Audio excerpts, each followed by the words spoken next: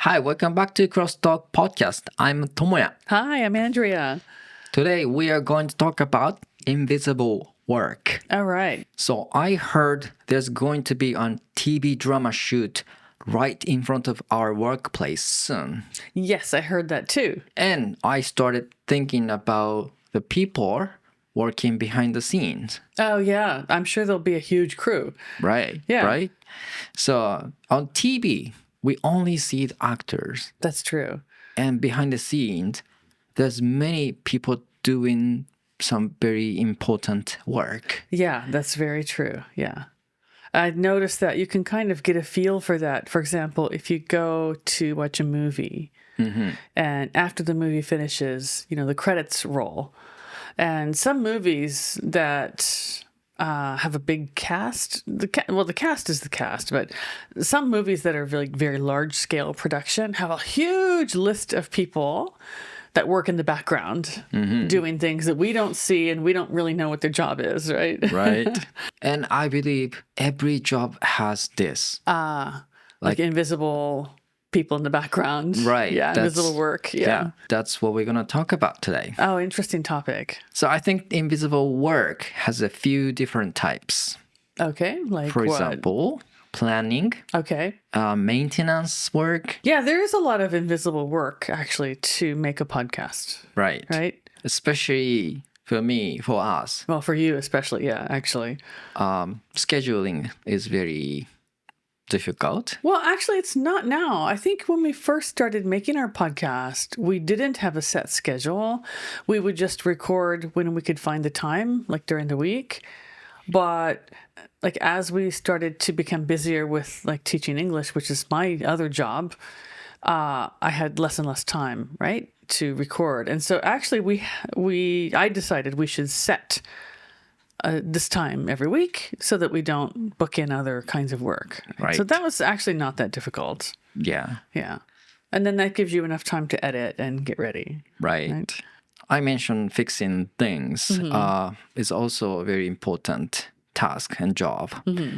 Make sure the machine works smoothly, for example. Okay. Otherwise, the job might be completely a mess. Right. And actually, we have had that where, something runs out of battery or, Yeah, there's some malfunction. Not often, but sometimes. exactly. And then charging battery is very important for me. Yeah. Sorry, I don't help with that because it's not my equipment and I don't want to touch it. I didn't really think about this as a job, but it is a job. It is, yeah. Yes. To upkeep the machinery, yeah. Right. Definitely. Yeah, for the TV crew, Uh-huh. charging up battery is very important. Yes. Yes. Taking care of the equipment. Right. Yes. It is important. And I'll tell you what happens when it's not done. There was a case maybe 2 years ago of a large scale, maybe 3 years ago, a large scale movie that was being filmed in America. And one woman was in charge of the props. So the props are the tools that they use in the movie to, make the scene. One of the props was a gun. And when they use guns on movie sets, the guns do have bullets, but they're rubber. They're fake. Yes. And so this person's job was to make sure that the gun was loaded with fake bullets and that everything was ready to go. Well, she got busy and she got overwhelmed and she didn't check properly. And the gun had real bullets in it. And so actually, the main actor used the gun in the scene.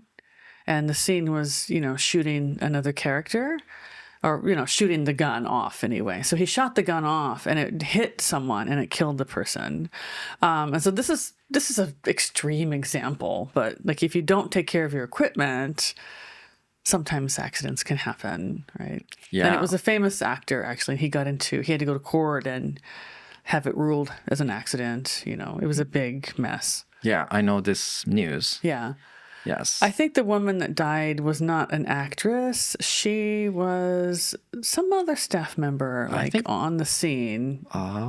I think she was a vice director or something like that. Yeah, something like that. She wasn't like an actress in the movie, Right. but it hit her by mistake, and yeah. Very dangerous. It is. So, yeah, charging a battery, okay, it's one thing. But, like, if you were on a movie set, you know, you have to make sure everything is done properly. Yeah. Because accidents can happen.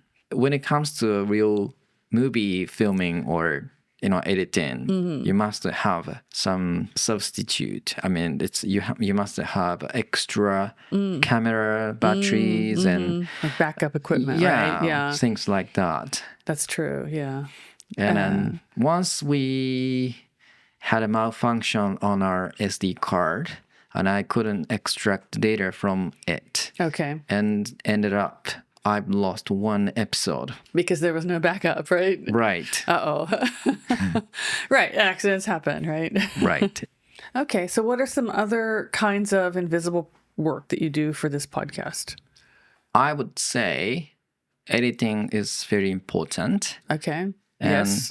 yeah, obviously. And especially removing mouse noise. There's some noise we make unconsciously, for example, clicking, popping. Okay. Yeah, I do. I just did it just now, actually. Yes. Sorry. That's okay. It's very unconscious. It's probably just a habit. Yes. Thanks to AI, I can remove those noise fairly easy. Really? Okay. Yes, by just Interesting. clicking one or two buttons. Interesting. Okay. Yes. I'll try to be careful though.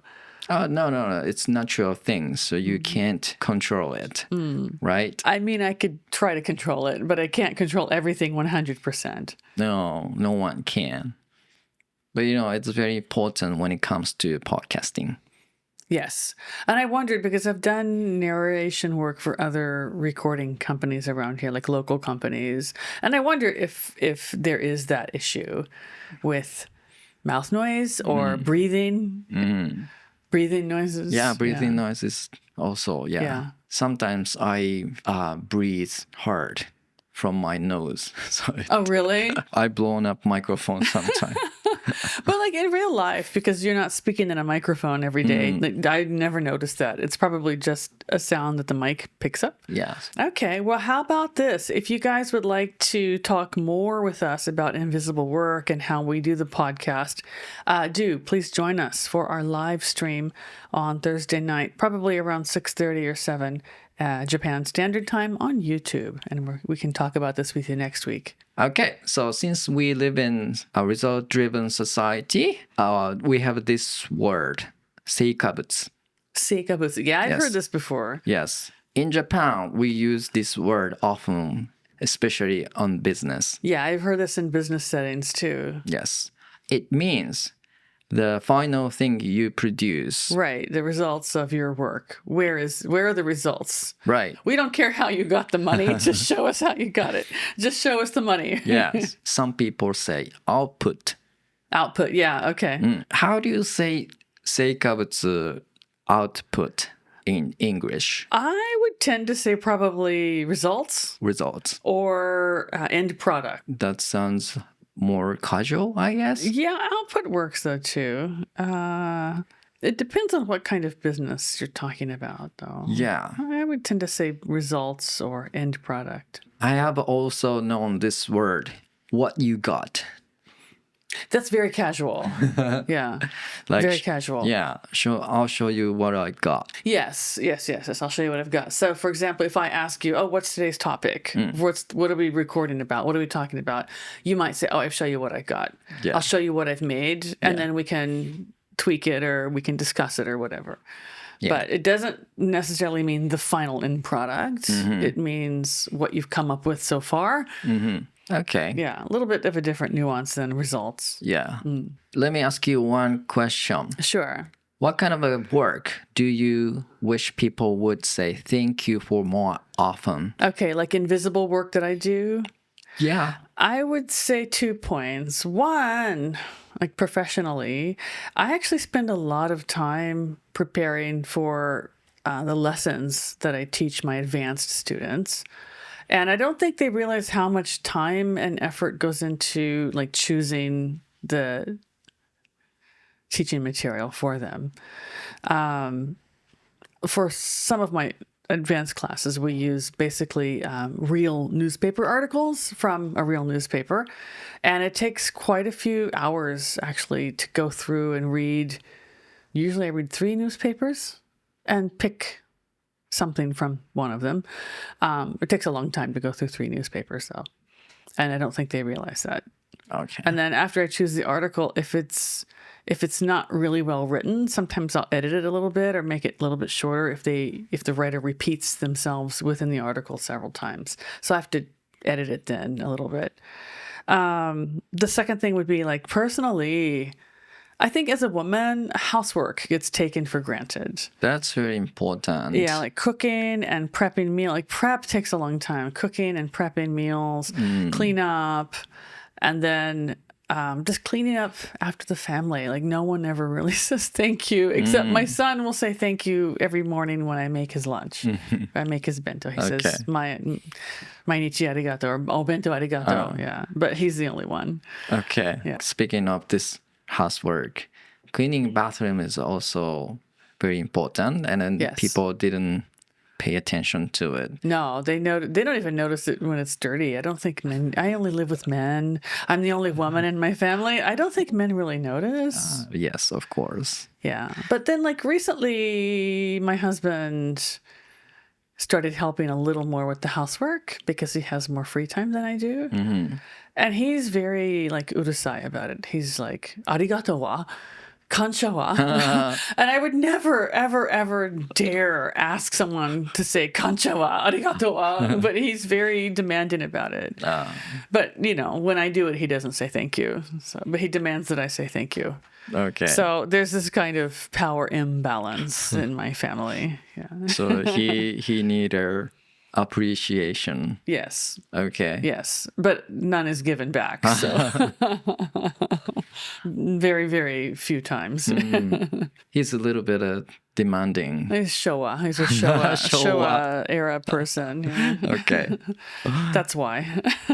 I guess many listeners related to that episode. I don't know. Maybe. I think our listeners are younger, though. I think our listeners have a younger mindset. So.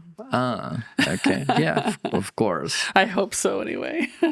Yeah. How about you? Do you have any kind of work that you wish people would say thank you for more often? Like invisible work that you do? I have one story to share with you.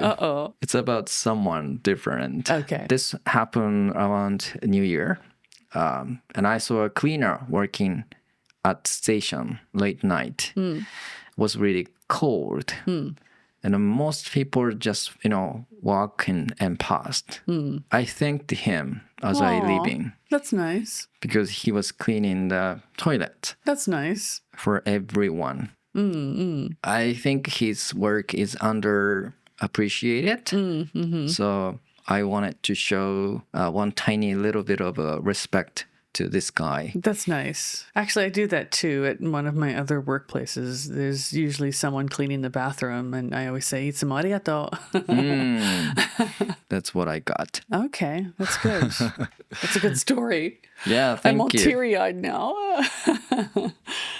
Anyway, that's all for this episode.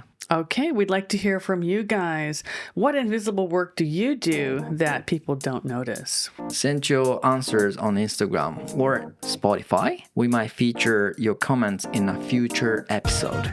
Okay, this is CrossTalk signing off, bringing you English your way every week. Keep listening and keep shining. Bye.